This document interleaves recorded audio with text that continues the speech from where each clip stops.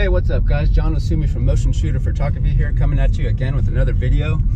It's early today. It's a little bit before dawn, and I'm just heading down to a local spot. Today's plan is I'm gonna shoot some landscapes, which is nothing special. But with that landscape, I'm gonna do it as a panoramic, and that's nothing special as well. That just means that I'm gonna shoot several photographs on vertical setting and then stitch them together in Photoshop. What is going to make this different is that I'm going to use my super zoom telephoto lens.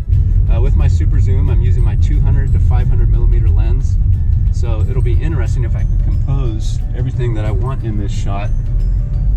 But that's the challenge, and the cool thing about using this lens for this type of photography is that being that it's such a super zoom, it really compresses everything between here and where my subject is. So I'm pretty much taking 2 shots of each scene just to make sure that I got it. What I'm hoping is that the second time I take the shot, any camera shake that might have been in the first shot is gone. Better be safe than sorry.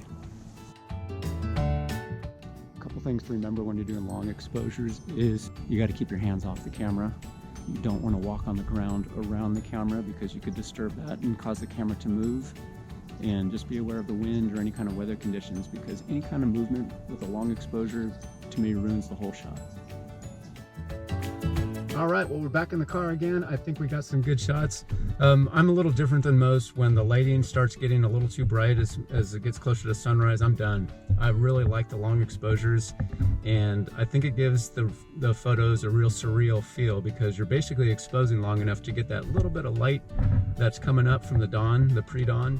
We'll see how these panos turn out, and we'll see how some of my super telephoto ones turn out, but if anything, it'll be interesting.